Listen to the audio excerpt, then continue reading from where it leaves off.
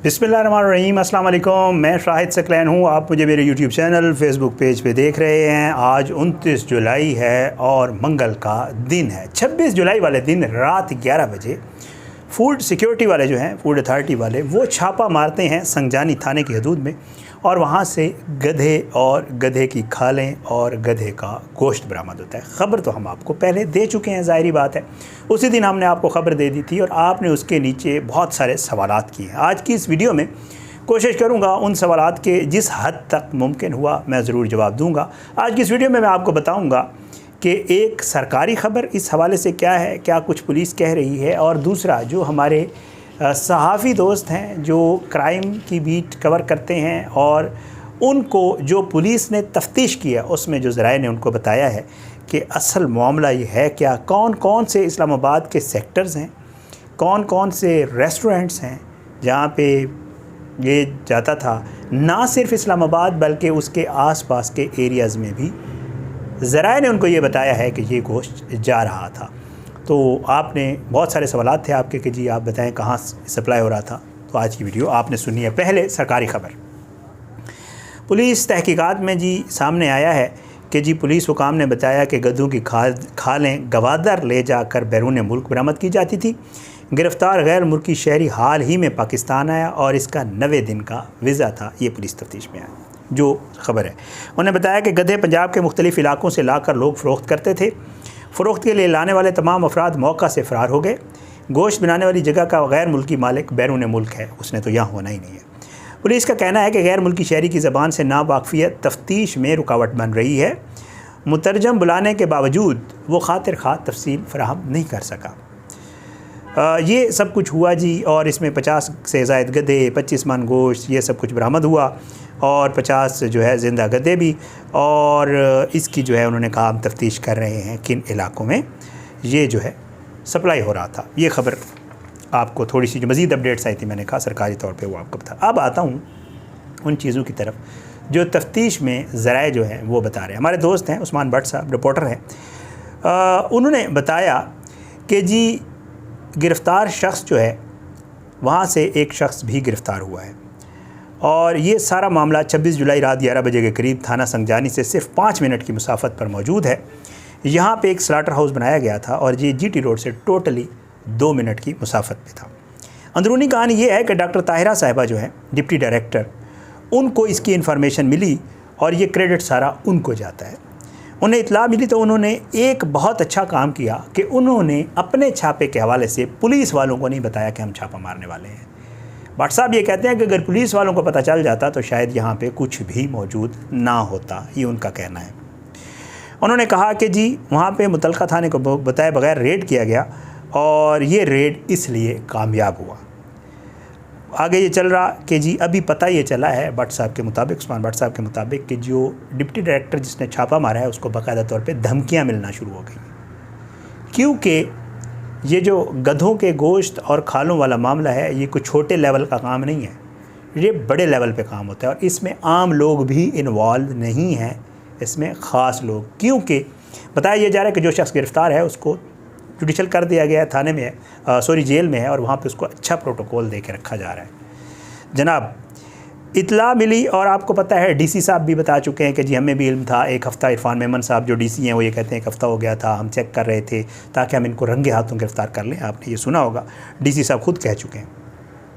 अच्छा, जो शहरी पकड़ा गया उसने क्या बताया वो मैं आपको बताने लगा था।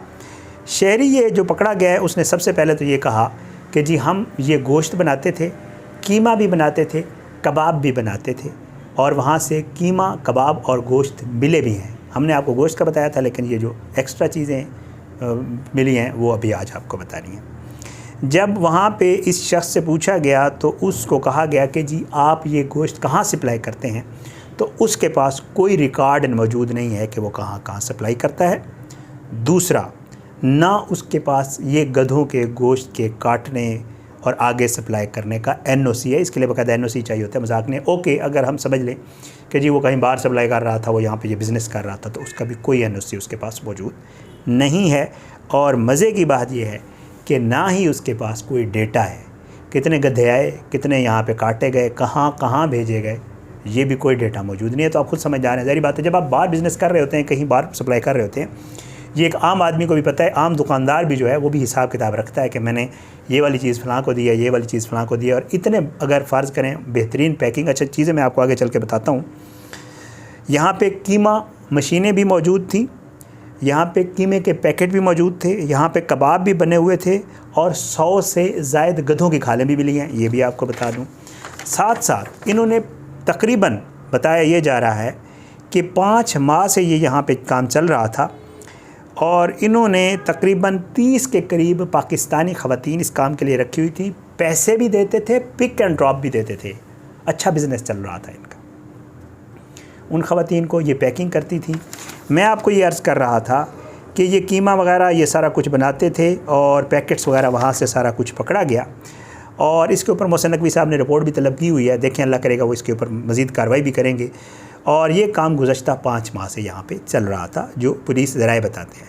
उस्मान भट्ट साहब ये कहते हैं कि मैं ऑन द रिकॉर्ड ये बता सकता हूँ कि जनाब ये जो गोश्त और कीमा और कबाब हैं, ये F6 F7E सेक्टर इन पोश एरियाज़ में बाकायदा तौर पे भेजा जाता था, रेस्टोरेंट्स पे और उसके अलावा GT रोड के होटल्स पे। और ये गोश्त गुजर खान और टेक्सला, ये दोनों एरियाज़ और पिंडी, यहाँ पे भी ये गोश्त सप्लाई होता था। तो अगर मेरे भाई पंजाब में रहने वाले इस्लामाबाद वालों को कह रहे हैं कि इस्लामाबाद वाले, तो भाई गुजर खान थे, टेक्सले वाला ने भी नाल शामिल कर लो, इधर भी ये गोश्त सप्लाई होता था, F6 F7 में भी। और ज़्यादातर ये कहा जा रहा है रेस्टोरेंट्स पे, स्टेक हाउसेस पे। और उस्मान भट्ट साहब कहते हैं कि कितने बर्गर भी सस्ते मिल रहे हैं, डीलां शीलां चल रही हैं ना कि जी 400 के 3 बर्गर 2 बर्गर और इस तरह के जो मामला चल रहे हैं। तो वहाँ पे भी ज़रा ये बताते हैं उनको कि जी ये सब कुछ चल रहा था।